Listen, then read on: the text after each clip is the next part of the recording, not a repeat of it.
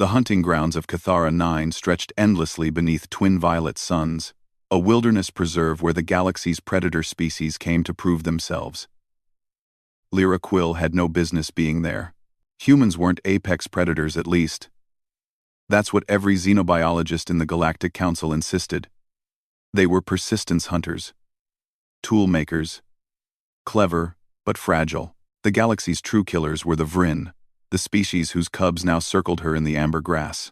Lyra pressed her hand against the gash in her side, blood seeping between her fingers. The transport crash had scattered her survey team across 50 kilometers of wilderness. She was alone, injured, and surrounded by 6 juvenile Vryn who'd been tracking her for the past hour. Each stood nearly 2 meters tall even in their adolescent forms, their obsidian scales gleaming like oil slicks, triple-jointed legs built for explosive speed.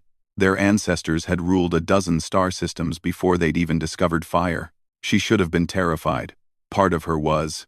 But another part, the part that had kept her ancestors alive on Earth's African savannas, in Ice Age tundras, in deserts and jungles and every hostile environment their homeworld could conjure, that part was simply calculating. The cubs moved with the confidence of creatures born to kill, spreading into a loose formation. Their nostrils flared, tasting the air. One of them, slightly smaller than the others, with a distinctive silver stripe along his crest, suddenly went rigid. His claws, each as long as Lyra's forearm, retracted involuntarily. "Wait," the cub hissed in the clicking language of his people. The others paused, confused. The small one, Tovik, she'd later learn his name, took a stuttering step backward, his predatory grace abandoned. That's Apex." The other cubs froze. One by one, they caught the scent properly. Not just blood. Something deeper. Something that bypassed conscious thought and spoke directly to the most ancient parts of their brains, the parts that remembered what it meant to be prey. Lyra didn't understand their language, but she understood the shift in their posture. She'd seen it before, in wolves when they suddenly realized a moose could kill them, in lions backing away from honey badgers. The moment predators recognized something that wouldn't simply run, she took a step forward. The movement sent fresh pain through her side, but she didn't let it show. Instead, she smiled, not the friendly expression most species used, but the baring of teeth that primates had weaponized for millions of years. Humans didn't have fangs, but that smile, backed by the right body language, by the absolute absence of fear in her eyes, carried its own message. The cubs scattered. Not running exactly, their pride wouldn't allow full retreat, but creating distance. Reassessing. Tovik remained the closest, still transfixed, his vertical pupils dilated with something between awe and primal terror. "Impossible," he whispered. Teacher Karak said humans were Category 5 tool users, pack hunters, but not apex. Not like us. Lyra's smile widened. If only she could tell him that his teacher was both right and catastrophically wrong. Humans weren't apex predators in the traditional sense. They couldn't run as fast as Vryn, didn't have their armor or claws, but somewhere in humanity's evolutionary journey, they'd become something arguably more terrifying, a predator that never stopped coming. She'd read the old Earth histories during her xenoanthropology training, how humans had hunted megafauna not by being stronger, but by following them for days until the prey collapsed from exhaustion. How they'd learned to track wounded animals across continents, reading signs invisible to other species. How they'd looked at every creature on their planet, including the actual apex predators, and thought, "I can eat that." The blood dripping from her wound told a story the cubs could read on an instinctive level. It wasn't the blood of prey fleeing in panic. It was the blood of something that had been injured but remained dangerous, perhaps more dangerous now than before. Wounded prey ran. Wounded apex predators chose violence. Tovik's tail lashed nervously. The blood scent, it has the markers. Persistence hunting. Endurance, stamina. Sweat composition of something that can run forever. He turned to the others. "My genetic memory is screaming about plains hunters, pack coordinators, the kind that eat everything." One of the larger cubs, emboldened by numbers, took a tentative step forward. "She's injured. Small. We are 6. Lyra's eyes locked onto the advancing cub. She didn't retreat, didn't even shift her weight.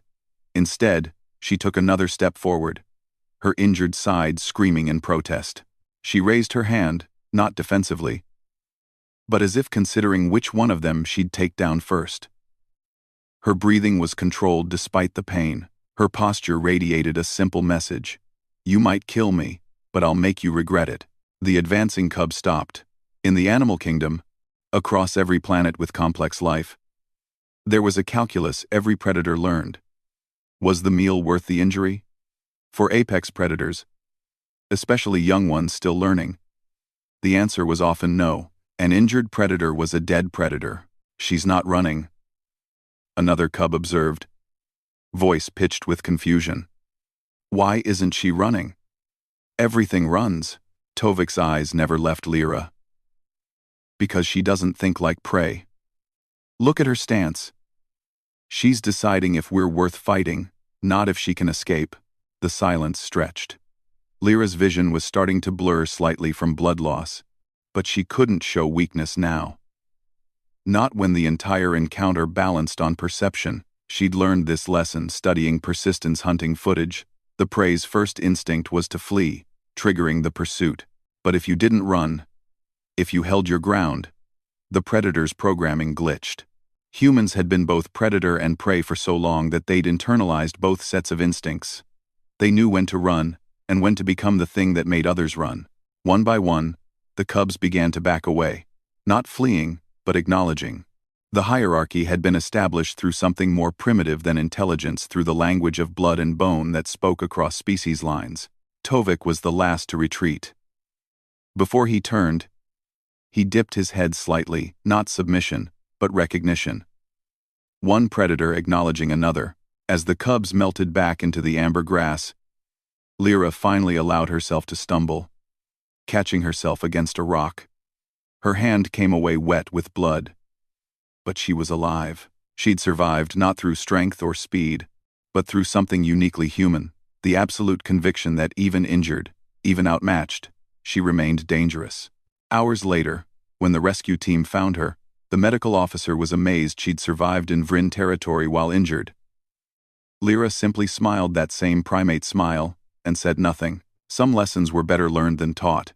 In the distance, she could hear the hunting calls of Vryn cubs returning to their den. Among them, she imagined, was Tovik, carrying a story he'd tell for the rest of his life about the day he learned that apex wasn't about size or claws. It was about the creature that looked at the galaxy's deadliest predators and refused to blink first. That, in the end, was humanity's true nature, not the strongest, not the fastest, but the species that never accepted it was beaten.